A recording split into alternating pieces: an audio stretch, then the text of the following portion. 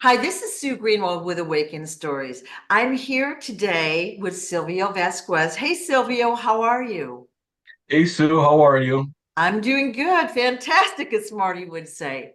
So, Silvio and I have met a few times, and the last time we met, he had come to the event we put on in Destin, and we were hanging out a little bit, and he was telling me stories. We were all telling each other stories in passing.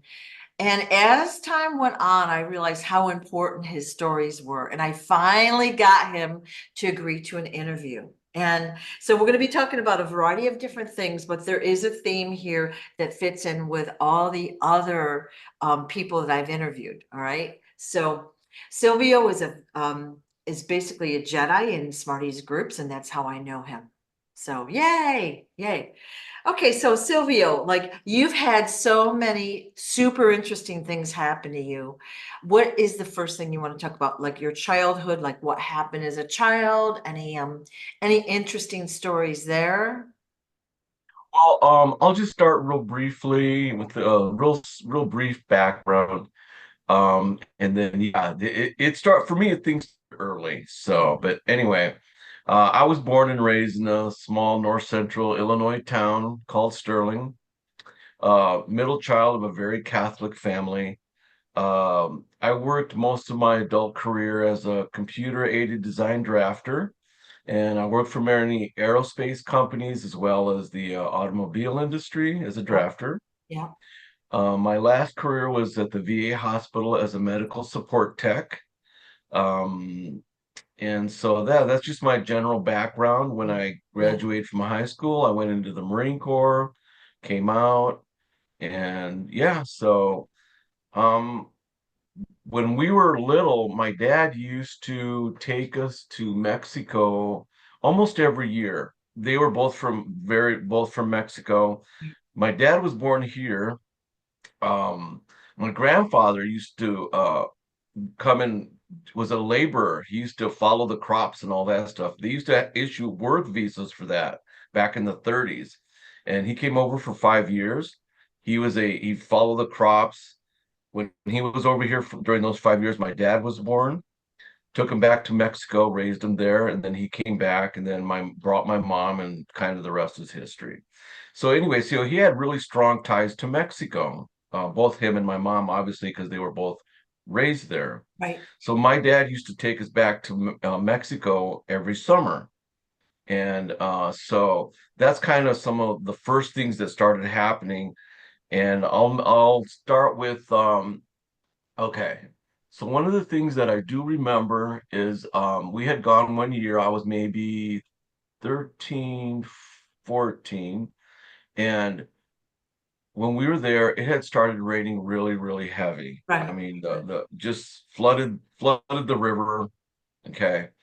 And fortunately, the city, it's a town, it's a little village town.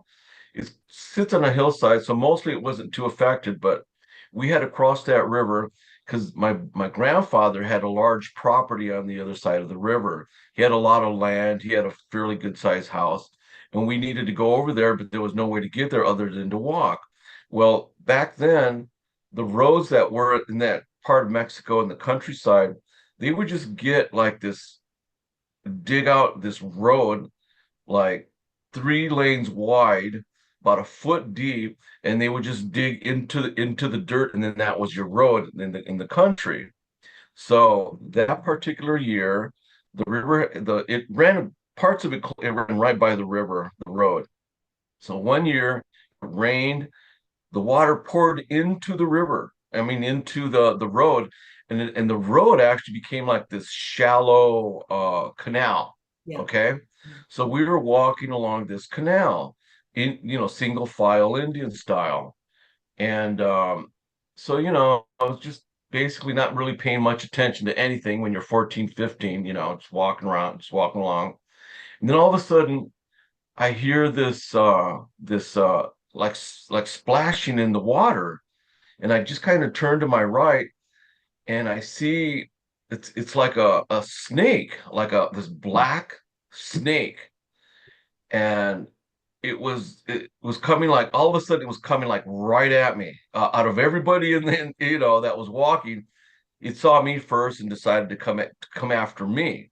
And it was one of those black ones with the white mouth. I think they call them cottonmouths. You know, Yeah. they're very poisonous and stuff. Yeah. So like in a flash, I kind of had to, I looked at it, realized it was coming at me, looked down at my feet. All I have are sandals on, and there's really not much room to navigate as far as where I was gonna go.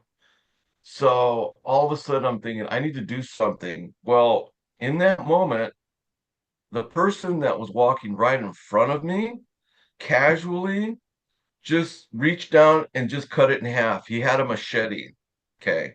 Machetes are somewhat, this is going back to the 60s. Right. So, I mean, you still saw a lot of burros in town, and I mean, it was a long time ago, and it wasn't, a lot of people would go out to the country and chop down their own firewood and things like that. That was still very common. So it was not particularly unusual to see a guy walking around with a big machete. It was not Right. that. So anyway, so he reached down and he cut this snake in half, like maybe 10 inches from my foot. And then I was like, it was kind of like afterwards, it kind of hit me what happened. I was, almost bit by a very poisonous snake. And in a rural Mexican village, there's really nowhere that they can take you, you know. So I was in such shock that uh I didn't even thank the guy that was in front of me. All I remember was you could not get more stereotypical Mexican if you tried. He was tall, he was dark, he had a sombrero, not the big ones, but he Yeah. had a sombrero. He had a white cotton long sleeve shirt, white cotton pants. I think he even had like a red belt, cloth belt, and his sandals. You could not conceivably get more stereotypical Mexican. Did he have like a serape over his He, shoulder? And yeah, yeah, he was missing, right? yeah, But I was just in such shock that I didn't even thank the guy. yeah, I never, to this day, I don't know what happened to him. yeah, And so that was like pretty much like thinking, wow, I should be dead. I yeah. really, I really, as an empath, you pick up things, you just, Mm. a certain knowing. And to me, he was like a guardian angel. There was just, that was I mean, now that was back before I even knew I was an empath. I didn't know such a thing existed. I'd never heard of that. I didn't know it, anyway. So yeah, that was Yeah. kind of very unusual. Who do you think he was? Was he just a human that had great reflexes? Was he an angel? Was he, say, Jesus? Like, who do you think he was? Well, I honestly, my take on it was that he was like a guardian angel. I really do, because he was absolutely, absolutely perfectly positioned to protect me, basically. Yeah, It just couldn't have been better positioned. yeah. And like I said, he was so stereotypical, it was ridiculous. He could have come off of like a movie set, even for back then, And yeah, like I said, as an empath, that's the feeling I got, was that he was my guardian angel, Right, or a guardian right. angel. And the And fact that he just like reached, got his machete and went "Whooshing," so easily. It wasn't like, very, oh my God, no one's oh, freaking out. It was just a natural reaction from this person. And you were, of course, oblivious. And it's like great. you're about to die, right? Yeah, yeah, And no, he just did it so calmly, so naturally, like didn't even look at me or anything, just casually cut it in half and just kept walking. I was like, what? yeah, I yeah. was very Super surprised. interesting story. Super interesting. Yeah, so then I think it was pretty much, it had to be the same trip, because like I said, we used to go every year. So I was from like 8 to 9 to about 16, 17. We were almost every summer in Mexico. We used to go to a small village just outside of Guadalajara. And so it's central Mexico. It was a very nice place, very nice. We had a lot of family there. It was great. It was awesome. Probably the best moments of my life. Anyway, so later that same, I would have to say later that same week, yeah, something else happened, which was very unusual. This one's even a little weirder, I think, but anyway. So what happened was I had decided to spend the night at my grandfather's house, which I rarely did, just never worked out that way. And I was sleeping in a big room. Back then, and still to this day, the older houses, they have really high ceilings. And then they'll have like a little opening with a steel mesh over it. And the way those they're thick wall adobe buildings, and the way they work is when the heat comes into the living area, the heat rises and goes out the top, and you'd be amazed at how it actually does help cool the room out. Right. Anyway, so we were in this tall room, tall ceiling. It was in the corner. There was a couple other few pieces in there, not too many. And I was sleeping in this bed. I was in the middle, and there was two of my other cousins, approximately the same age, and we were all asleep. We were all asleep, dead asleep. And then all of a sudden, out of like this dead sleep, I just sort of popped up, and I looked over, and I see this red light on the wall opposite me, and I'm thinking it's like pulsing. It's like a pulsing light, and I'm thinking that's that's something. That's someone. That's an entity. That's not just a random. Again, the empath in me picked up something and it wasn't really good. Right. Okay. Right. So I looked around. Am I imagining this? I looked at the door into the room, and it's a metal with the top part of it was like this frosted window. Yeah. And I think maybe the light's coming in through there. And I checked very closely the door. There was no light coming in. There was no way that that light should be there because it wasn't coming in through any window, through any door. It was just there on the wall. And I remember thinking, that's something or someone, and it's not a good, and that's not a good thing. So I just kind of really didn't think that much about it and just said, eh, okay, so I'll just go back to sleep. So I went back I felt safe because I was with my cousin on each side. So I went back to sleep and didn't think anything of it. Well, come to find out, and this was like in the last maybe not even 2 months ago, I saw this video interview of this lady who was like, so, she's saying she's like this former dark witch and that she used to do spells and things like that. And she was saying how she used to go to people's rooms, children, she said children specifically, and that she would put hexes or spells or curses on children. And that she said the key to this working was the child had to wake up. Oh, Yeah.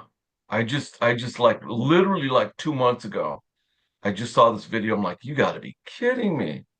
Yeah. She goes, yeah, she's the key to it was the kids have to wake up, then the spells will work. So I was like, great. But anyways, right? Right.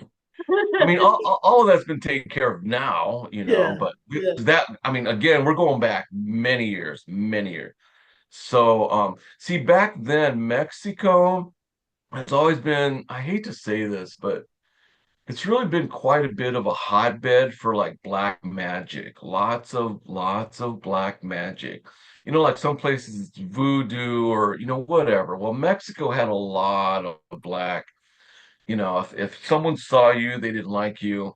People were jealous because we were perceived as wealthy. We would go to Mexico. We were strictly lower middle income, that we had enough money. We could hop in our station wagon, throw all of our clothes on top, all of our suitcases, and drive from north central Illinois down to Mexico every year. And things back then, you could buy a soda for like 50 cents, Yeah. things like that. So yeah, we were wealthy compared to them. Well, a lot of people would get jealous and they would do things like that, you know. So So a lot of dark magic in Mexico, South America. Well, pretty it, much everywhere, but there is it's kind of there is. part of like, the culture maybe. It is. It Yeah, really is, yeah, sadly. yeah. So you have this. Yeah, go ahead. Well, I was just going to make a comment when you were talking about the traditional Mexican dress. All I could think of was Speedy Gonzales, from Bugs Bunny. My, That's how I got my education is Bugs well, you remember his cousin Slowpoke Rodriguez? He was he Bunny. was Yeah, yeah, only in human size, and yeah, I, yeah. So that's I the way mean, I see the dress there. And yeah, interesting. Now, when you saw the red light in your room, yeah, when you were sleeping with your cousins, was it like a beep, like a laser point light like we see in the movies now? Was no, it a glowing red light? it was like this dull, like pulsating light. Yeah. It was just, it was just there. It was, Okay. oh, and I almost forgot. Yeah. So the next morning, I told my mom what had happened with this light came into the room, and Yeah. I wasn't sure what to think about it, but I mentioned it to her, and then she told me something very strange. She goes, that's interesting. You should say that because okay, when my grandparents, one lived on one side of town, my other grandparents lived on the other side of this small town. I was at my grandparents, my dad's, and my mom and my dad were at the other house. And the house itself had a little open patio. Most of the homes down there do, because it's very warm, very tropical. So many of the homes down there, it's very common to have, the rooms around the patio, and then you have this open patio. And so they were out there, drinking, whatever they were doing, talking, visiting with relatives and whatnot. And I'd mentioned that, I saw this light in my room that night. And she goes, it's funny because when we were all out here that same night, we actually, noticed something. We all looked up, and there was this pulsating red light that seemed to be crossing right over where we were, and looked like it was going in the direction of where you were at. Ooh, So it's almost like this, whatever it was looking for me, yeah. because it went looking at it was over at the other house, and then it went over to the other house where I was at. So, now I look back on all that stuff, and if nothing else, it tells me, gee, I must be much more powerful than I ever imagined, or people like me are much more powerful than we imagine. Because you know how you always hear how, the bad ones always know who you are before you do. Yeah. So I think it's all related to that, because I was under attack from, like, as almost as long as I can remember. Right. I mean, I just never seemed to fit in. None of the teachers ever liked me. I mean, I was quiet. I did my homework. I stayed out of trouble. But just, I think that they sensed that I was an empath and I could see through them, because I mean, I didn't know nobody else could. I could, I could. Yeah. I knew if they were good people or bad people, and I thought I covered it up. It wasn't like I'd go to them and say, you're a bad person. It was nothing like that. Yeah. But somehow the adults picked up on it, that I wasn't like this normal naive little kid, and so yeah, school was tough. It was tough. So you're saying that even as a kid, you could walk by a stranger and you would know good or bad, Yes, dark or light. You would yes, have a sense or a feeling. Now, back then, we didn't have words like we do now. Like it wasn't common to say I'm empathic, I'm intuitive.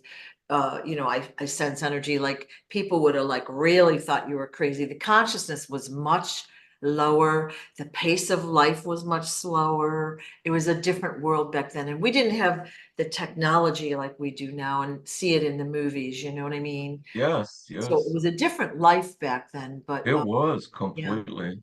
So you're saying then the light that you saw, the red light in the room, it was like a pulsing light that maybe took up a corner or a wall, but you don't know the origin. Like you didn't see like it coming from a device. It wasn't being like beamed in the ceiling, anything like that. It was just there. And when you witnessed that, did you have a feeling of anxiety or I mean, obviously you're trying to puzzle it out, but were you afraid in that or how did you feel about that light? Well, like I said, because I was, laying down between two of my cousins, they were asleep. Yeah, They were both my age. And I just felt like, well, I'm surrounded, I've got my cousins here. Nothing's gonna happen, yeah, So I really didn't worry about it, yeah. Okay. Interesting. And So you feel that that was basically a spell coming at you. well, no, well, you know what they say. Okay. So witches in Mexico are very famous for transforming either into animals or even into balls of energy. I had heard that already Oh, before, oh, but I'd never witnessed it or whatever. But supposedly the dark magic is so evolved that those that go there, they can like transform into animals or they can turn into balls of light and they can travel. And I had heard that to me was a myth before. I'd heard that before. yeah. And so yeah, that seems to be the case here. It was some sort of witch or wizard, warlock, whatever, Yeah. that was sent to for me basically, and whatever. But Yeah. yeah, I love if whoever watched this video, if they have a hit on what that was and about the snake, who the savior of the snake was. I'd love to hear your comments and your ideas, just for fun. It's just fun, that'll isn't it? be fun. I haven't tested, I have my opinion, but it's just fun to hear the story and then to see how things have evolved through time. And you know what's going to happen? The second we get off the recording, we're going to say, oh, we should have said this, this, and this, It is what it is. So we're just telling the stories. Super interesting, isn't it? Uh, Yeah. well, what happened after that you want to tell us? Okay, so that's all I can remember from those particular days. Yeah. After that, after high school, I joined the Marine Corps. And my first duty station was in Millington, Tennessee, just outside of Memphis. And I had been sent there to become an avionics technician. In other words, just an electrician for fighter aircraft, helicopters, things like that. While I was there, I had been selected and been sent down to Corpus Christi, Texas, for additional training and screening. So they flew us down to Texas. There was a small military base. I don't think it's even still there anymore. And it was a little barracks, and we were training on and would to be aircraft. What do you call them? Like flight path. We were being trained to figure out aircraft flight paths. Like If we an air passed, traffic controller guy? no, actually inside the cockpit, and Uh-huh. we were to help direct the aircraft, make sure it stayed on course, that kind of thing. Okay. Okay. Anyway, so there was a bunch of us, and we were there for 2 weeks. Well, the one weekend I was there, me and two other friends that other Marines, we decided to go out and party. And so, as crazy young Marines are known to do, we of course thought it was a good idea to get a little bit of beer, you know, go out in the car on a Saturday night, right? Smart thing to do. And and so we got some beer and we drove down towards the beach. Now this happened a long time ago. So what I remember is there was a light fog that night. We got to the beach and the road took us to this little bridge. And this little bridge went over into what amounted to be a sandbar, just this big sandbar. And there was really nothing there. I was told that this was Padre Island before they had anything on there. It was completely undeveloped. Yeah. Now I guess it's real developed. Anyway, so we had driven out there that night and we were partying, having a good time. There was like nobody around. There was maybe one or two people that I remember. they were fishing off of the beach there. You know, they had their lines out. There was a few fishermen, what have you. We were in the middle of this island doing donuts and everything, just having a good old time, you know, being young and whatever, right? So then there was the driver and then the guy in the front, and then I was in the back. And it was this little light blue Opal. I don't even know if you remember. They're like 10 cents a, you know, a dozen. Yeah. Anyway, so we were doing donuts and what Yeah. have you, we were going around. And then all of a sudden, this utter sheer panic overcomes me out of nowhere. Just like, whoa. I mean, I was in the back. He had a little throw pillow. I sunk down and was covered myself with this pillow. And I'm like, we guys, we got to get out of here. And I looked up and it was a kind of a hatchback so you could see the window. Yeah. And Yeah. the red tail lights were flashing off that window. And I know this is crazy, but all I could think of was Satan's out there, Satan's out there, Satan's out there. Something terrible, terrible, terrible is out there. And then I'm like, guys, we gotta go. And they're like, yeah, yeah, yeah.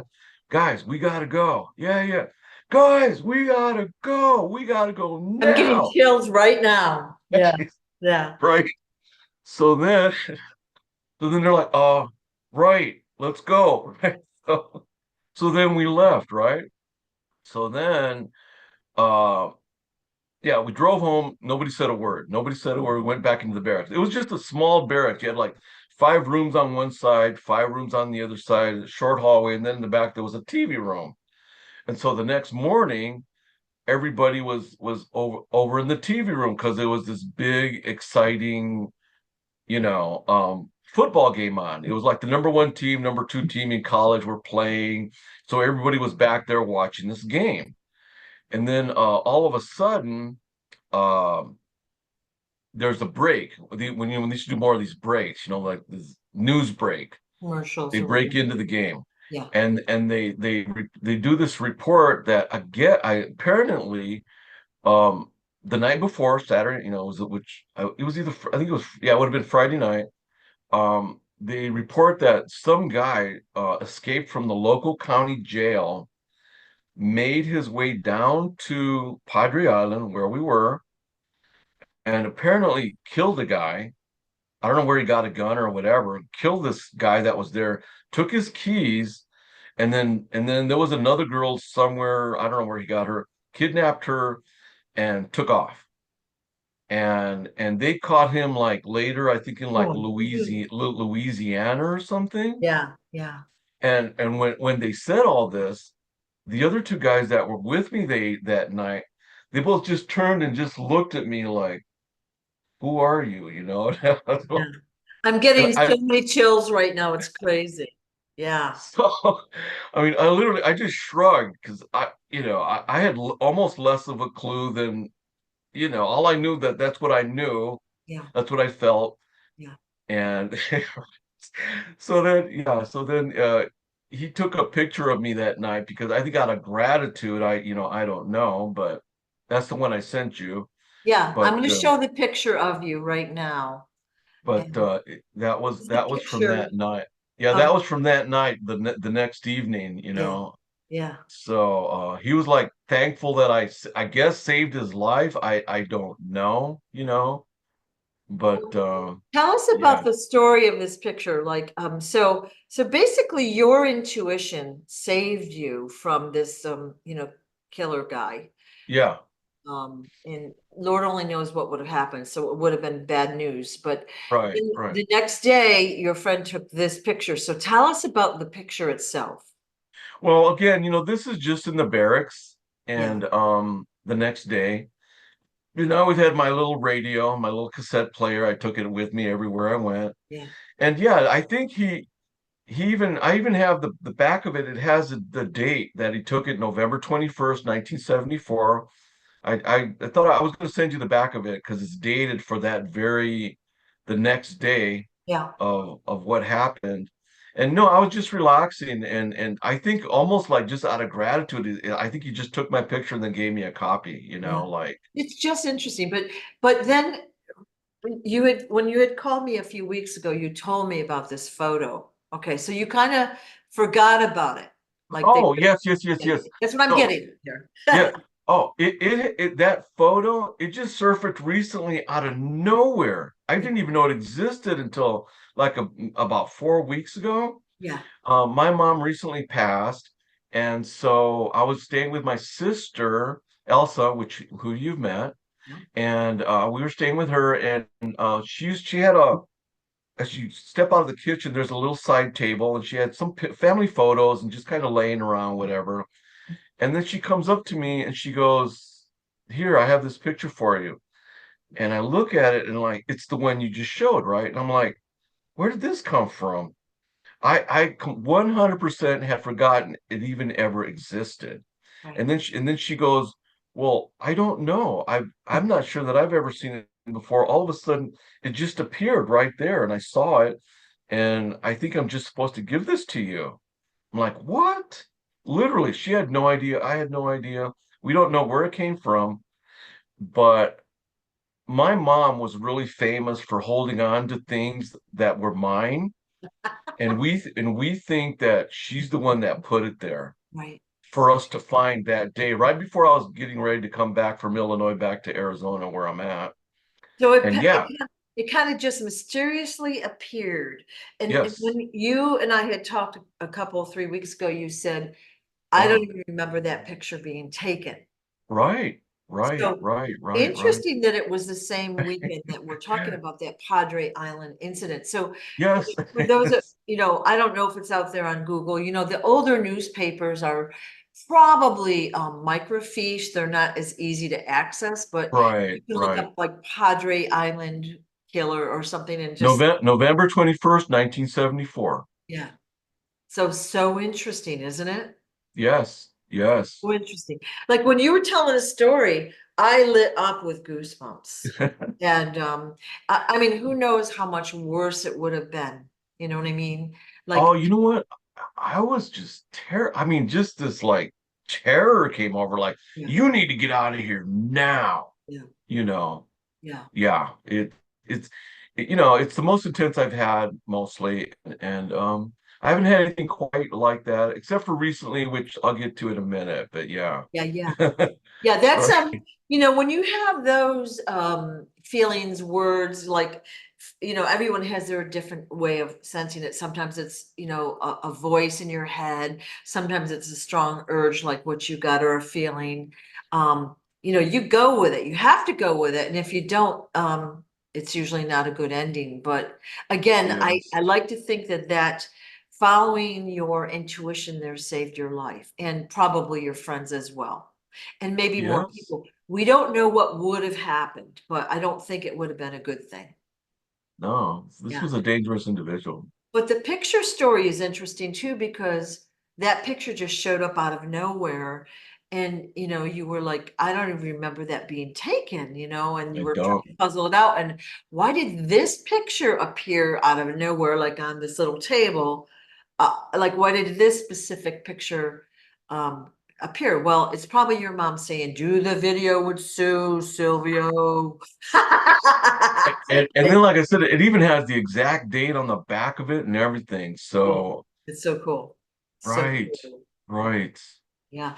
Well, I have a story too. I wrote a blog about this. Strong intuition saved our lives. I took my daughter on a ride at in Ocean City, New Jersey.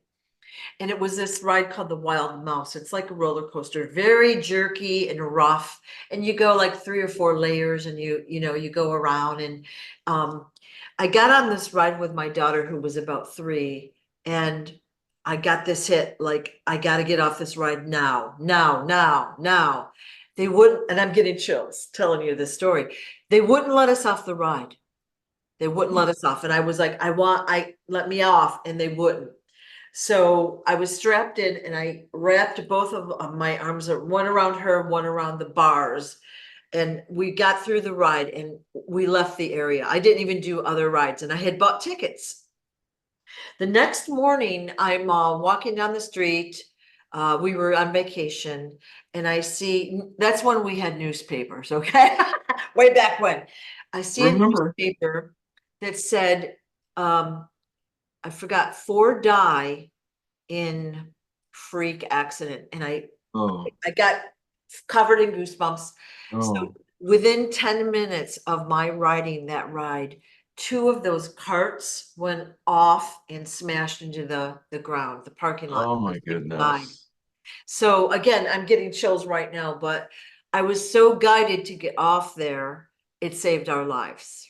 And Lord only knows what else would have happened had we not left or whatever, you know? Oh my gosh, Like I yes. said, it was my intention to spend the night there and do lots of rides, and I was like, would you? Yeah.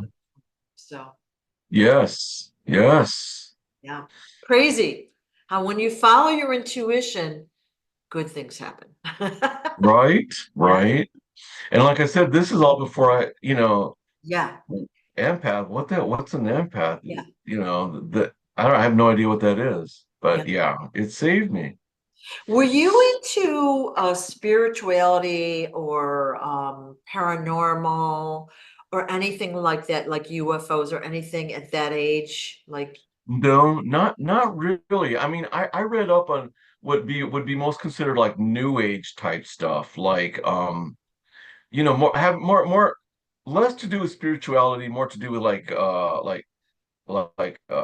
zodiac, crystals. yeah, It was close, but it wasn't like spirituality, yeah, like yeah, you're bringing God into the front and center in your life kind of a thing. yeah.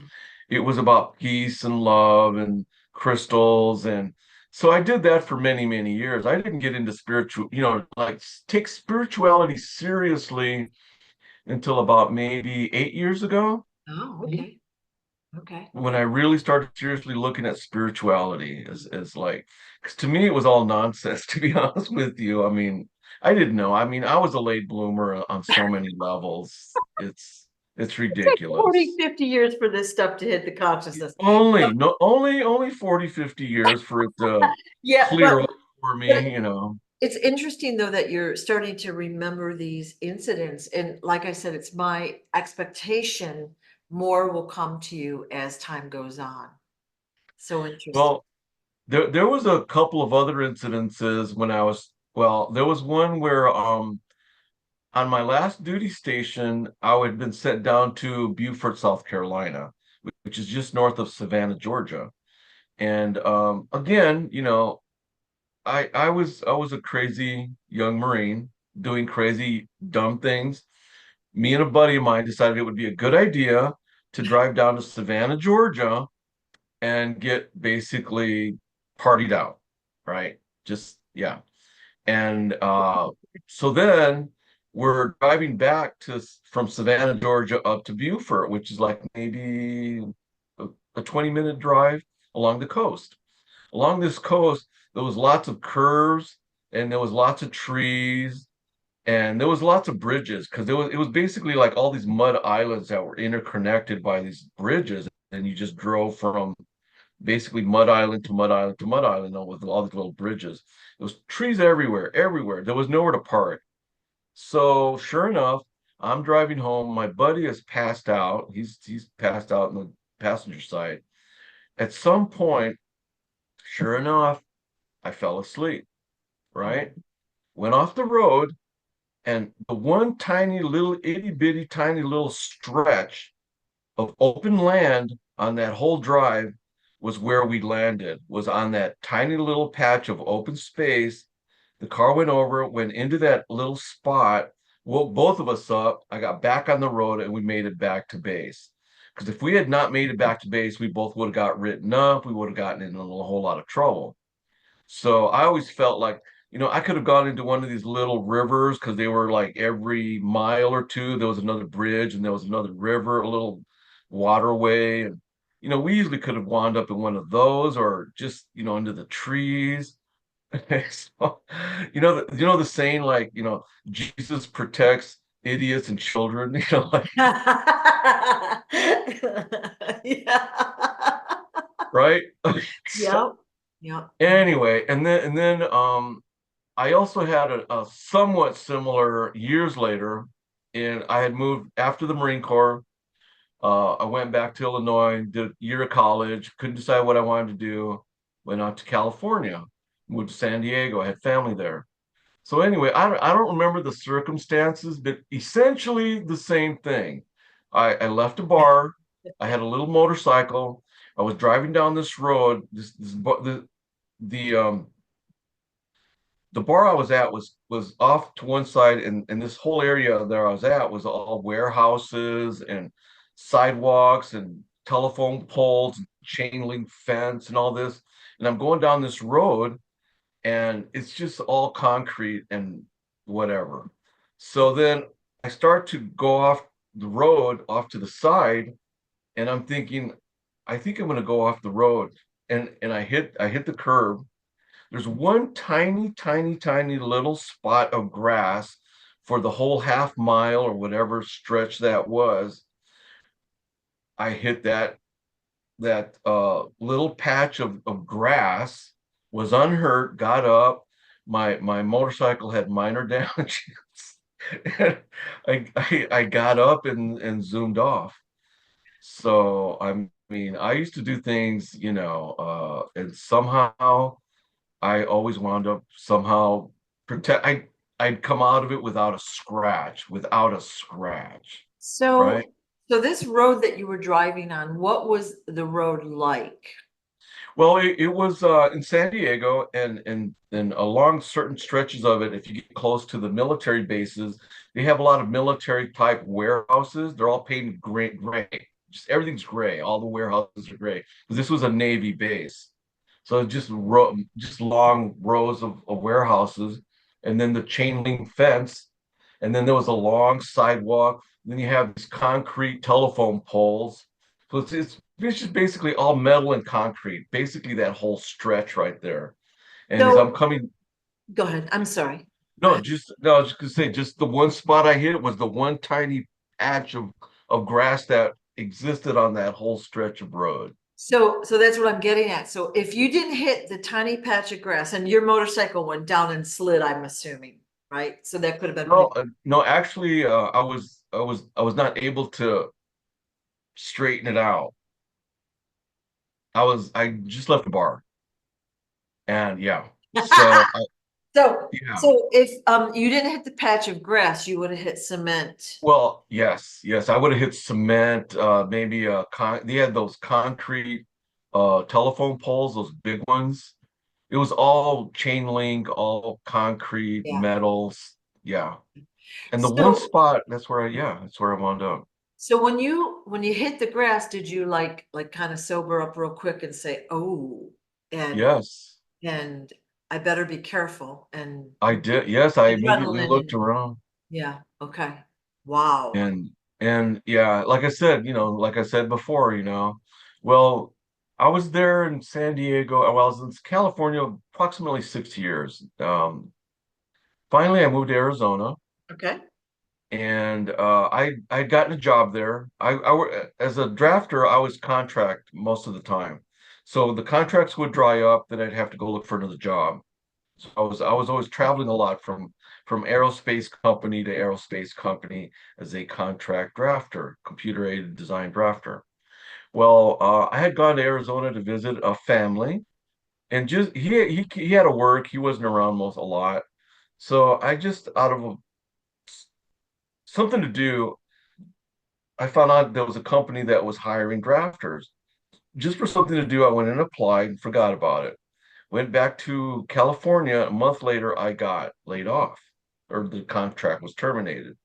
Then I got a call from this company in Tempe, Arizona, and they're like, would you want to come and work for us?" And I'm like, sure. I didn't have a job or anything. So yeah, right.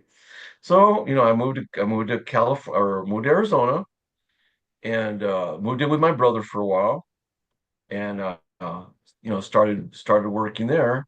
I figured I'd be there a year. I not a big Arizona's beautiful, many wonderful things about it, but I wasn't crazy about it. But figured I'll stay a year. I'll stay a year and then look around. Well, 6 months later, I met Carmen, the woman that's now my wife, who you just met. And that 35 years later, here I am. Right? Right? Yeah, My my yeah, 1 year turned into basically 35 years. yeah. Yeah. And I gotta assume that the terrain of the Phoenix area, Tempe, Mesa, it's just expanded and stretched out like crazy. So in that 35 years, you've seen it go from more desolate and quiet to crazy, You know right? what? When I first moved to Phoenix, which would have been early 90s. Yeah, late 80s, like 88, 89, something like that. Um, the who the two biggest radio stations in Metro Phoenix were both country and Western. To get and I had just spent like 4 years in Los Angeles, Yeah, right? yeah, Where they have every possible variation of music you can imagine, right? And then they have four for each type of, music that you want to listen to. And then you move to Arizona and I'm like, what? The only they have the two biggest radio stations are country and Western. Are you serious? She's like, "Yeah." They didn't even hardly have like pop music, right? So yeah, it was right. a different town. It was, and Yeah, since then, of course, it has boomed and probably yeah, doubled. And yeah, I mean, it's grown gigantically. It yeah, has. It yeah, has. yeah. So you moved from California and just at the perfect time you get a job offer in Arizona. So you take the job, then you Yes. move to Arizona, and then what kind of happened? Okay, so then I had the opportunity to back then there was lots and lots of work for contract drafters. This was at the very beginning of when computer aided design took off. Yeah, Because when I first started my first job, I was on the board like everybody else. Everybody was drawing, drafting on the board. yeah, I was there in California when they were bringing in the early computer aided design computers, and we were trained on those. I was there at the very, very beginning of that yeah, board to computer transition. So I was there from the get-go. I got trained. So I was one of the early guys. So I got to get a lot of experience that a lot of other guys didn't. So I was able to land a lot of jobs fairly quickly because I had a lot of experience from the get-go. right. So anyway, so when I was in Arizona, I got this opportunity to go work for Ford Motors in Dearborn, Michigan. Oh, And so I'm like, you know what, this would be interesting. Sure, I'm going to do that. So me and my wife by then she's my wife, we moved up to Detroit, Dearborn, and I was working nights. And yeah, I worked there for many years, 3 years. And what happened was, again, problem child here. Oh, guilty as charged. I was out with some friends. We had gone out after work. We were at a bar. Everybody used to go to this bar. It was this Frankie's. It was, the hot spot. Everybody went there. All my buddies, we all went there. And they used to have like these Long Island iced teas for like $1.50 or whatever, right? Bad news. Don't do that. don't do that. Don't do that. So we were partying, having a good time, this and that, drinking. I felt great. I really felt I was good. I was, well, uh, I stepped outside, and then that when they say that when that fresh air hits you, a lot of times that's when it really hits you that, just how much you've been drinking. Get in the car, drop off my friend, my buddy, drop him off. And he's like, yeah, you know what? You're a little bit, do you want to just stay here and just sleep it off? I'm like, no, no, no, I'm fine. I'm fine. No, no. So then I drop him off, take off down the road, and that's the last thing I remember. I apparently fell asleep again, right? Needless to say, I don't drink anymore. I don't drink at all, right? All right. Anyway, so I went through I guess I went through an intersection and I did cause an accident, but fortunately the other person wasn't very hurt very, very bad. But then I was in the hospital. The next day, my wife and my best friend went to go look at the car that I was driving that night, and they said that when they saw the car, the both of their jaws just dropped because they said that the engine of the car was in the passenger seat, okay, and the entire car somehow was totaled, was completely totaled. And here's the funny part is that I had a contusion to my chest because I hit the steering wheel. But other than that, I did not have not one scratch on me. Not one. The only area of the whole car that was unaffected by the impact was literally that little area where I was seated. My seat was okay. The entire everything else was completely trashed. And I came out literally without a scratch. So again, needless to say, I don't recommend anybody do that. Well, it's You know, not something that you planned, but like, okay, so for those watching this, we've avoided the cotton mouth, okay? We've had an accident where you went off the road in Georgia. You had a right. motorcycle accident, and then this California. very serious accident in the Detroit area, right? Yes, And yes. then you've also avoided a murderer guy on Padre Island. Right, right. And we don't know what would have happened, but I think it would have been, it could have caused a chain reaction. Like not only you three might have been hurt, but other people. We don't know. I feel like that But was a big turning point though. Just my but feel after we heard the story. but you know what really strikes me is going back to that Padre Island incident Yeah. was just it's hard to explain.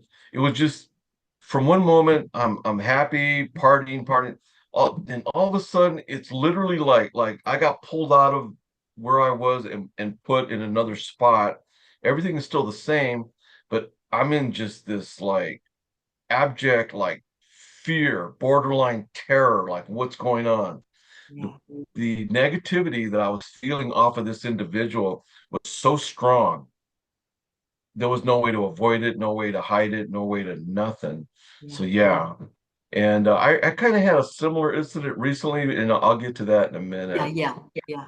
All right. But So basically, when they went to look at the car, they were so shocked because the whole car yeah, was demolished it was except for where you were completely, sitting. And for those that aren't watching, back then cars were made of metal.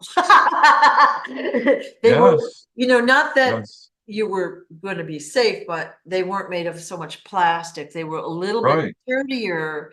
The bumpers Um, were metal. The frames were, it was a heavier, bigger car back then, where now they've tried to make them light and gas efficient, but they don't seem to have any clue of how to do that still after 100 years. But anyway, the cars were more stable is what I'm trying to get at. So, yeah, wow.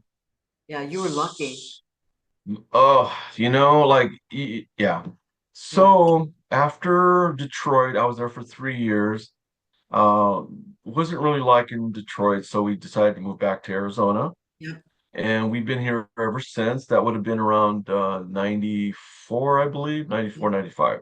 So then we moved back here, and nothing much really happened. I mean, I began to really dig deeper into spirituality and what to me was nonsense, really. And I finally came across this video Yeah. of Smarty. Yeah. Now this had been posted as a link. I was following this other lady, content provider out of Turkey, I believe. She's very good. Anyway, she posted a link to one of his videos. So I'm looking at it, and he's sitting there. There's this big heavy guy with like, I'm like, who's this guy? Yeah. Like Yeah. anyway, like, but because she posted it, I'm thinking she must have posted this for a reason because I knew enough about her that she wouldn't just random post something. So I said, you know what? I'm going to listen to this. If it sounds like garbage to me, then I can always just stop or forget about it. And here we are, I don't know, 5 years later, and I'm still watching every one of his videos. I mean, Yeah.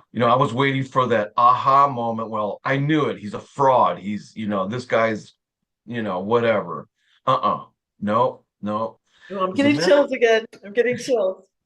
as a matter of fact, if anything, what happened was I'm sitting here looking at this guy, and I guess you could say the empath in me kicks in. I'm looking at him, I'm thinking he's like, I'm the son of God. I didn't know it, but I am. And I've been in jail. I mean, all this stuff, and I'm like, what? I'm like, anyway, long story short, the video was approximately 45 minutes long. And I remember when the video ended, I literally just pushed myself away from my desk. My jaw literally just basically dropped to the floor, and I just said, this guy is who he says he is. He actually, he's saying he's, Jesus, the reincarnated soul of Jesus. And all I know is he's not lying. He's not lying. This this guy is for real. I mean, that literally is how it hit me. Okay. I I couldn't tell, the logical, rational part of me was like, no way, no way. Like this isn't how Jesus is how supposed to he's supposed to come back with long hair and a robe and The sandals and be all chill. Yeah. right, playing a harp or something. And and he's never gonna And then swear. here's this guy who's like, what? Yeah. Oh yeah, I was like in shock. I Yeah. mean, I still wrestled with for a long time because the empath part of me said, "Shut up, this is the guy. Just listen to him. He's the man. He is who he says." That. And then there was the part of me that like, I don't know, the rational, but yeah, finally, thank God, I stuck with it. I refused to give up because he was talking about crazy talk like energy and frequency, and everything is energy, everything is frequency. There's dimensions and all this. To me that was like, what?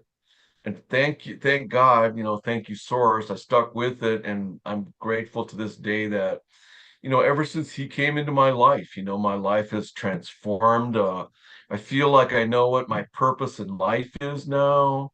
I know why I'm here. Here to be here of service as an empath, as a part of the love and light group, which you, of course, you are, and many of all of us Jedis that are associated with him. And I couldn't be more grateful. I've just never been happier, more satisfied, and at peace. I've made peace with my past. I had an extremely difficult childhood, very, very, very difficult. And that weighed on me for many, many, many, many, many years. The trauma, I couldn't get past it for a long time. Ever since Smarty came into my life, and you know, it's just been nothing but healing, just healing, healing, healing. And I just couldn't be more grateful for that. You know, uh yeah, so that's kind of where I'm at now. Beautifully Now, said. Beautifully I said. it's true, I mean, I just couldn't be more happy, more grateful. And so anyway, I've got to meet people like you and Mr. Oh, B yeah. and Mr. B and just Eva and just all these wonderful people. Yeah. Anyway, so there's one last kind of a thing I'd like to talk about. Now, as you had mentioned earlier, Family Social in Destin was last year, almost about a year ago. Oh, exactly. Oh no, I'm sorry, No, June, no. June, It was June, June of June, this year, June, June June 2020. of this year, right? Yes. Anyway, so I flew down there. I wanted to volunteer, be a part of this, and so there was a lot. The day of the event, there was a lot of people, and I was helping with whatever needed to be done, what have you. So then I started walking around a little bit, and I ran into a good friend, Nancy, Doc Nancy, and we were standing there talking. Then all of a sudden, like just behind us, Smarty walks up. I'm like, hey, Smarty, I thought he was busy. I think he was doing this, he was doing that. Anyway, so he comes up behind us. I thought, hey, Smarty, what's up? No, nothing. Kind of just spoke briefly, and he's all like, well, okay, well, I gotta go because I'm kind of just looking around, just seeing what's going on. I said, okay, well, we'll see in a bit. So then he kind of took off this way, kind of to the left, kind of walked that way, and I took maybe another minute, two, talking to Nancy. Said, okay, well, Nancy, see you later. So then I started walking forward. And okay, I'm going to try to explain how it happened. So I started walking forward, and not 15 feet ahead of me, there's Smarty. And I'm like, wait a minute, didn't you just go this way? And because the way he went, you had to go around all the way around in order to be able to come back to where where I was at. There was this barrier thing there. And then we both saw him walk walk that way. And then as I walked straight ahead up front of me, he's right there. I'm like, and I don't to this day I don't know where he came from. So then I said, a thought occurred to me. I said, Smarty, can I take a selfie with you? He said, sure. So I took two selfies. And then I'm getting ready to step away. And then he goes, wait. So then he took a selfie, and then he posted that one later. Right. Right. So then that's when that happened. And then I he walks away, and I'm thinking, I'm still not sure how he did that because I saw him walking that way, and now he's right. And then later on, I was mentioning that to somebody, and Elena, she had her little children there, her little girls. Well, I guess Elena said that one of her little girls had mentioned that earlier she had seen Smarty was over there, and then he was over there. So she may actually have witnessed, right, where he was there, then he was there. You make of it what you will. You do with that what you will. I'm just reporting what I saw, what I witnessed So was he cool. went that way and then he was there. So cool. So he basically teleported or bilocated or whatever. And so you weren't the only one that saw it during that event. Yes, an innocent little girl said she saw it. She goes, I saw him over there, and then he disappeared and he was over there. Yeah. So anyway, so then that happened, right? Yeah. Okay, so then I guess one of the last things I would like to discuss was something that just happened very recently. And this was at my wife, she works at Costco, and she stands at the door. She checks IDs and what have you as people are going in. And so I always go pick her up. So this happened about maybe 10 days ago, a week ago, 10 days ago, something like that. So, get my car. It's literally like 5 minutes from the house. 5 minutes. Just drive over there. And it's about 5:30 in the afternoon. So I pull into the parking lot, and it's not real busy. And there's a car already parked, in front of me. So I pull up to this spot, and then the car that's in front of me, it's actually this truck. It's like this older model truck, gray. And as soon as I pull up, I notice the driver is sitting in the truck. And as soon as I spotted him, I was like, well, I don't know what's going on here, but this guy is like really, really negative. Because he was sitting in his truck, and it wasn't like he was just kind of like looking around.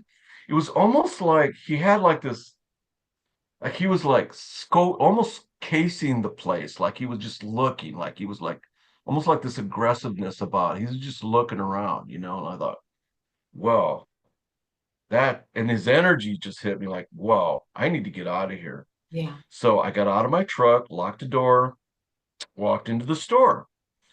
And me and my wife had previously discussed buying this Christmas tree we wanted, and there was this big box. And so I got myself one of those little orange flatbeds that they have at Costco, took it inside, took it over to where the Christmas tree was, standing in front of getting ready to pull the box onto the cart. But I decided just to take a moment, read whatever features this tree might have that were on the box. I was just kind of reading the features, what have you. And then all of a sudden, I felt this like gust of wind just sort of like rush behind me. Right. Like I was like, whoa, that's weird. And then I turned like this, and all I saw was, yeah, I think it was that guy from the truck. And all I saw was in the moment that he had gone behind me, or unless I feel the gust of wind, and I turned maybe a second two past, and he was already maybe good 10, 15 feet away from me. I mean, in a flash. It was like in a flash. I just went like that, and he was already down further, like far, kind of far, in an instant. And I knew, whoa, something just happened here. And this Yeah. is I found So, out, so you had told me this story because Silvio had called me, but you missed a piece of the story. So you see the guy and he looks dark, he looks evil when he's in the yes, truck, but you yes, feel the vibe. You yes, feel his vibe, you know it's a dark entity. You yes, felt it strongly. You're like, ooh, I yep, gotta get away from him. So you yep. walk in, and I'm telling your story. How do you like that? No, no, go ahead, go But ahead. he was a little bit behind you. You kind of said you turned and you saw him, but you're going about your business. But before you felt the gust of wind or during it, didn't he tap you on the right shoulder as he went by? Yes, yes, he did. Okay. I felt too little on my right Like shoulder. tap, tap. It's Yeah, like I felt like two little taps like that as he went past me.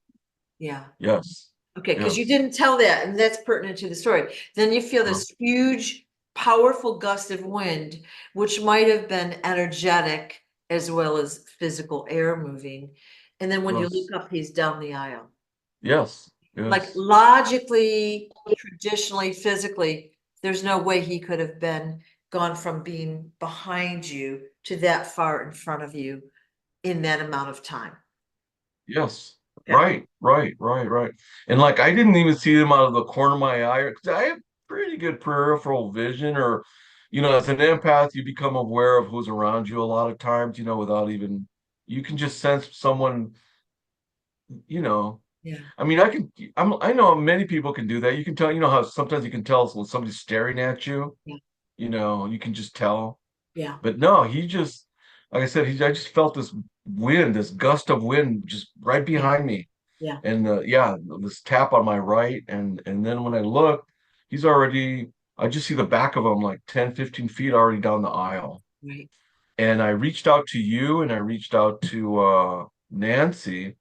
And I think I might have mentioned that, you know what? I knew he wasn't like I knew he was dark. I knew he didn't hit me as like maybe like a demon. Because the guy at Padre Island, that energy struck me as like full on demon. That struck me as full demon.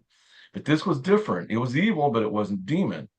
And just prior to that, I had actually seen the video that you and Deanna had uh, published about when you had talked about vampires Right. and how Deanna was saying that they're real.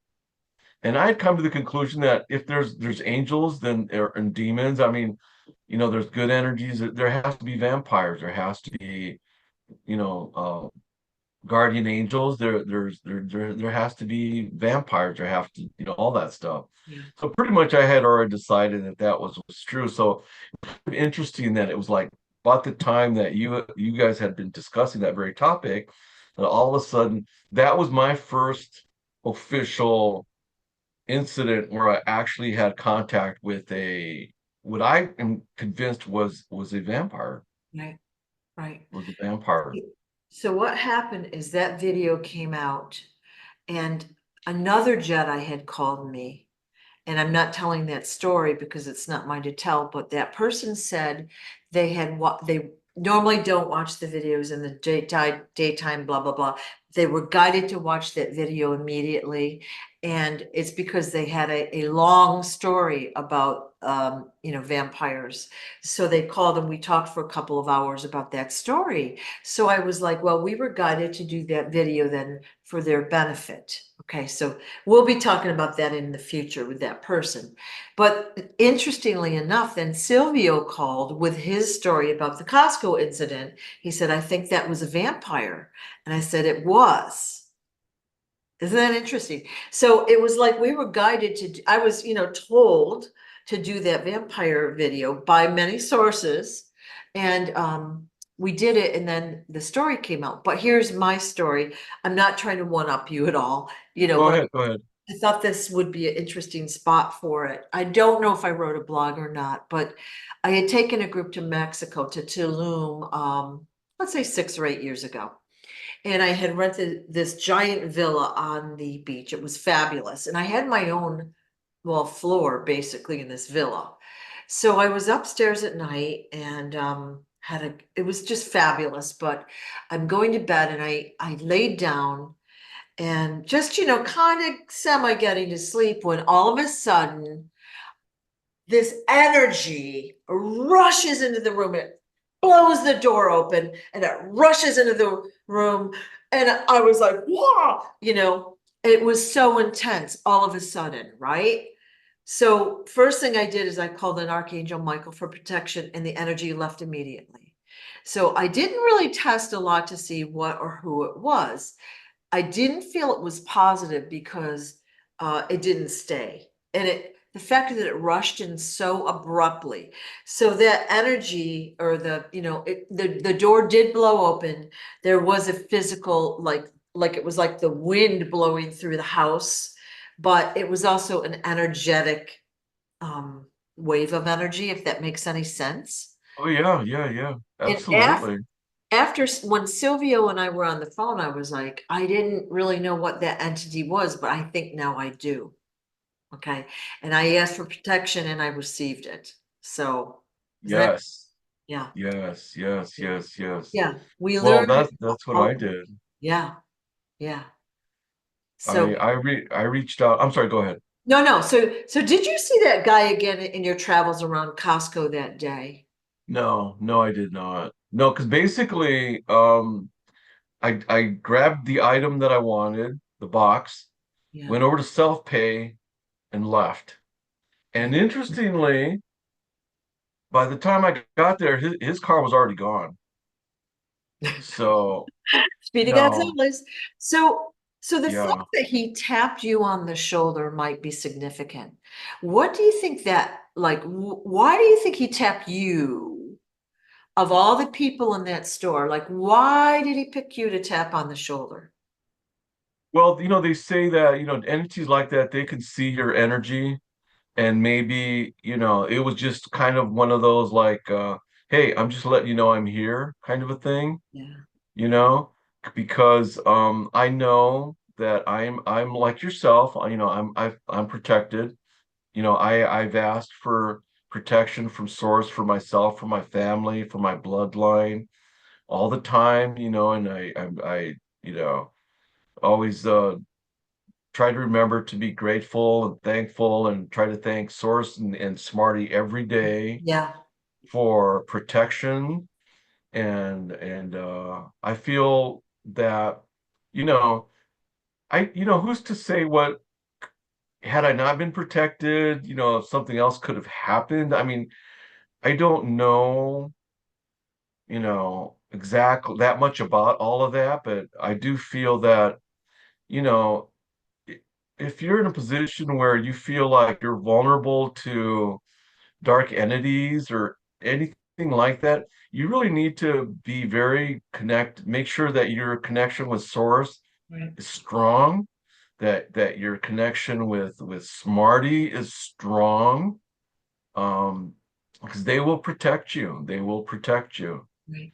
And I'm convinced. And there's another thing that happened, that I reached out to Smarty about 3 years ago. I got very, very, very ill. I got COVID. I got very ill. I wasn't sure I was going to make it. I reached out to Smarty, and I asked him to save me, and I think he saved me. I was very, very ill. I would think I was not going to make it, and I reached out to him, and I'm here today because of him. So I give him full credit. I give him full credit for that. Right. So, So throughout this video, you've probably recounted, I'm just going to say 5 times you almost died. mhm, Accidents, the Padre Island thing, the mhm, snake, etc. right, You right, almost died, but you were saved that you're aware of. yeah. Now, how many other times have you been saved in some way that you're not even aware of, I wonder? So I'm Oh, going to say I believe probably a it. lot. Yeah. I believe it. No, I absolutely believe it. Because like my mom, she used to talk about that kind of stuff, and when you're a kid, you're like, yeah, whatever, you know. Yeah. So, but I think to this day, I'm pretty sure she was either very psychic or very very empathic. Yeah. But again, you know, back then nobody talked about it. Nobody, you know, there was no one to talk about to you. You know, you were an empath, you were a psychic. I think she was very psychic. I really do, and she used to talk about a lot of that stuff. And she used to tell us that my dad, back in the day, he was quite the ladies' man, I guess, for lack of a better word. He was very extremely handsome. And he I had a brother and a sister that were both half brother and sister to me, but also half brother sister to themselves, right? They both had different moms. We're going to need a Any, flow chart here. right, right. Yeah, yeah. Anyway, anyway, the reason I'm bringing this up is because she used to tell us that one of the ladies, she used to do a lot of that stuff to my dad because bitterness that she got pregnant, he didn't marry her. Back then, if a woman got pregnant out of wedlock back in old Mexico, Catholic Mexico, I mean, your reputation was singed forever. I mean, your reputation was shot forever. And so my mom used to tell us that this lady used to, you know, to add insult to injury, right? She used to go to these witches and have them do stuff to him, to our family, you know. So it was a rough going for not just myself, but for many in the family. Yeah. And the only thing that I think helped me a lot is that, well, my mom used to go to uh, a woman to help her out too when things got bad. But it's just been a part of our history for a long time. It really Interesting. has, as Yeah. far as Yeah. that whole influence of Yeah. dark entities or witchcraft or whatever. And you know, I'm going to say it was like the 80s, the 90s when the books and the information really started to come out. Right, Past right, lives, near-death right, experiences, right, reincarnation. Like there was very, very little before that available to the public. So right. nobody really understood or knew about that. In fact, we were taught to ridicule people that believed in astrology, horoscopes, whatever. Like, Crystals and yeah, yeah, those were the weirdos, right? right. And we were taught to, it's peer pressure. It's keeping people in line by peer pressure. And so now we're much more open about alternative, I don't know, Yes, yes, much healing, more aware. yeah, energy healing, whatever it might be. So interesting, isn't it? Yeah. But Yes, so one of the things I wanted to point out through your stories, and they are extremely interesting, and how you followed your guidance, but how you, along with most of the people I've interviewed, have been saved from death multiple times. All right. mhm, So, if mhm. you listen to Smarty, he says, we are immortal. Okay. And I want to go around putting yourself in harmful situations. But look how many people I've interviewed that have almost been killed multiple times. Crazy, Yep, right? yep. Easy. Yeah. Oh yeah. Yeah, it's and then like now, like I was saying earlier, like now that I've, you know, I've found, you know, thankfully I found Smarty, and I mean, you know, all the pieces have finally fallen into place now. I know, you know, who I am, why I'm here, you know, Yeah. all of this just fell into place finally. You Right. know, I've accepted I'm an empath. Um, Believe it or not, at first I wasn't very happy about that. When I was about 20 years ago, I went to this lady in Tempe. She's fairly well known locally, and she was gypsy literally, and nice lady. And she told me, "Oh yeah, by the way, you're an empath." This was like maybe 20 years ago. Yeah. And I remember looking at her like I didn't even like the sound of that word, like what? Yeah. No, and then it wasn't until much later when I read it, like I began to gain an appreciation for what that actually meant. And that also, sort of fell in line with explaining pretty much everything that ever happened to me because, why I was always singled out because people picked up on the fact that I was an empath. That, what messed me up a lot was I didn't realize nobody else could do it, or mostly nobody else could do it. I was born that way from day one. Right. And when you're in rural north central Illinois, surrounded by cornfields in the 70s, no one's going to tell you, "Oh yeah, by the way, you're an empath and you can read people." And I mean, it was, people, I couldn't figure out why people were the way they were. I saw things in people that no one else could. I would try to bring it up and they'd look at me like, "You're just jealous. You're just bitter. You're just a weirdo. You're just, like, okay, I can, Yeah. you So know, your peers kind of shut that right down. And you it wasn't common, like nobody talked like this back then. We talked no, about no. practical things, right? Yeah, like I said, it was no, I didn't believe in things like that. Yeah. Remember the only empath was an alien, and she was that lady on Star Trek. Remember she was with Jean-Luc Picard, and she always sat to his left. She was Deanna Troy. She was in yeah, her. Betazoid. She Yeah, of she was course an I know. empath, she was an empath. Yeah. And so I figured, well, you got to be an alien to have it to be able to do that. I thought that was something that was just reserved for people like her. So Yeah, yeah. it No, was I grew up in a similar timeline, a small town. I mean, people just didn't talk along those lines. But, I also had those abilities and things. And like I said, when we look at these videos that I've been doing in these interviews, so many people have been saved over and over and over by following their intuition, by luck, by this, by that. It's just cool, you know? well, I fully believe that one, I was protected, and two, my intuition also, not all the time, but many times did help me. It did Yeah, help me quite a yeah, bit. It yeah, did. I know which type people to avoid, yeah, which yeah, people I could talk to, that kind of stuff. It did help me a lot. yeah. But I could walk into a room and I'd be like, oh, danger, danger, and walk right out. Like, oh, I'm not going in there because either I'm going to get in trouble or something's going to happen and I don't need to be involved. I could read the room just by walking in. And then, you get to the point where you don't care about that stuff. Like you've got so much you want to be cool or whatever. And then right. like slowly I got back to that as my life progressed. I started having interest in it. But I will say I was lucky because my parents, my father especially, encouraged me mostly to read, but he wanted to know more about this stuff. And that's where my curiosity really was encouraged. Really? Okay. Oh yeah, we talked about UFOs and aliens all the time. We watched science fiction and we talked about it all the time.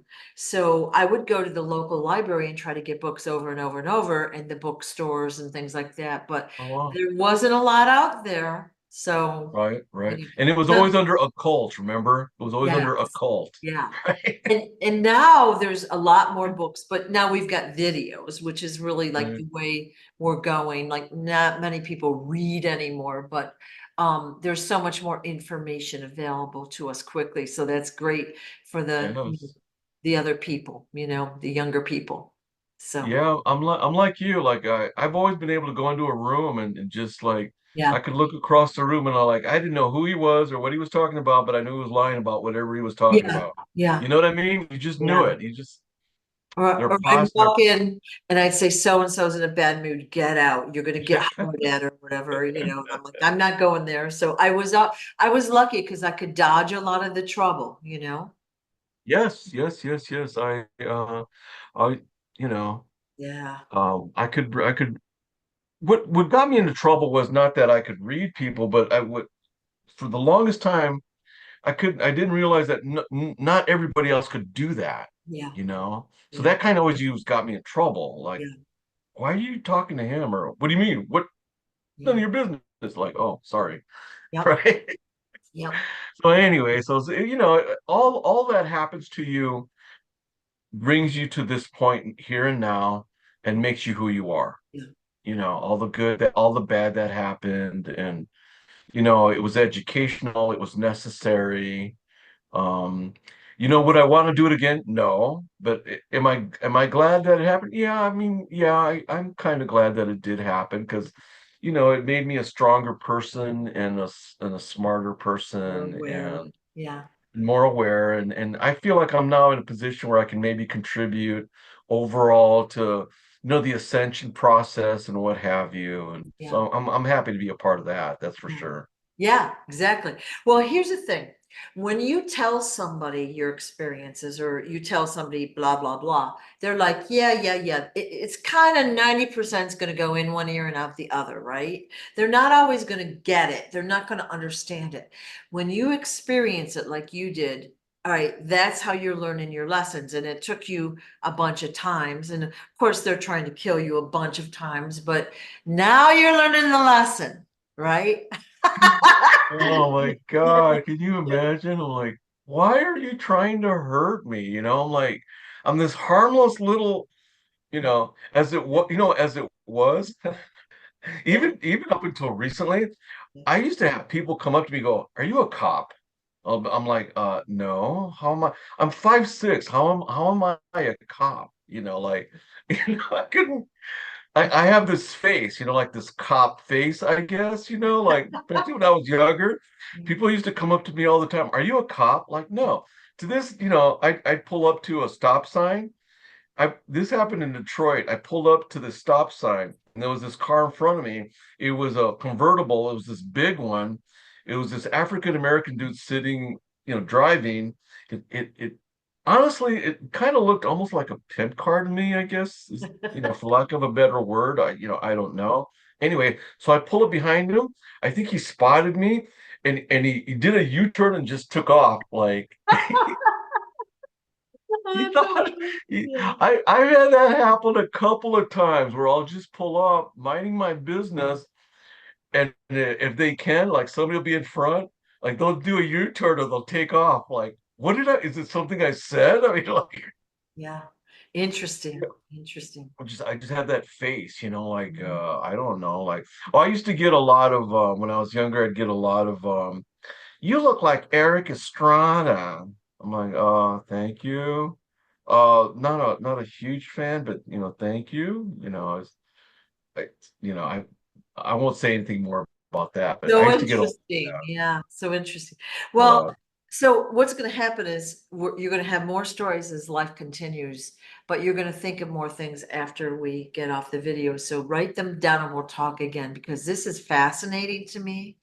And I think the viewers will like it. And again, the correlation of the almost died a billion times yeah, with all the other people right. you're talking with. So interesting, isn't Oh it? my gosh. Yeah, yeah, Yes. Okay. yeah. Oh my Well, I goodness. want to thank you so much for your time. I really appreciate it. It's fascinating to talk with you, and like I said, the stories aren't done yet, but this is it. It just helps people that are watching believe, and they're going to hear your stories and say, "Hey, that kind of stuff happens to me too," right? So people learn from your experience. Well, I want to thank you for your time and for the opportunity. I was very hesitant, but Yeah. I've seen your work, and you're obviously very good at what you do. Oh. And I do appreciate the opportunity. I Thank you. really thank Yeah, you. well, what you've done helps others, so thank you And I know it's not easy, like we feel like we're always judged, but the group that's watching this, 99% are gonna love this. The other 1%, we don't care what they think. So thank you. All All right, right, thank you, Sue. take care. Talk to you Talk soon. to you later. All right, bye-bye.